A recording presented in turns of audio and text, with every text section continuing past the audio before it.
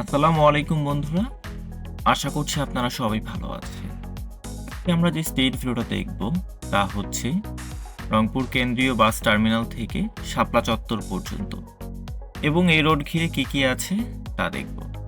তো বন্ধুরা, এখন আপনারা দেখছেন রংপুর গণেশপুর রোড এবং এই গণেশপুর রোড হয়ে আমরা শাপলা টার্মিনাল রোড হয়ে হচ্ছে শাপলা চত্বর পর্যন্ত যাব এবং এই রোড ঘিরে কি কি আছে তা দেখব। বন্ধুরা, এই রোডের হচ্ছে সব থেকে উল্লেখযোগ্য যে জিনিসটা সেটা হচ্ছে কামারপাড়া ঢাকা বাস স্ট্যান্ড দেখতে পারবেন। এটি হচ্ছে রংপুর জেলার যে ঢাকা বাস স্ট্যান্ড তা। তো এই স্ট্যান্ড হয়েই হচ্ছে ঢাকায় আসতে হয়।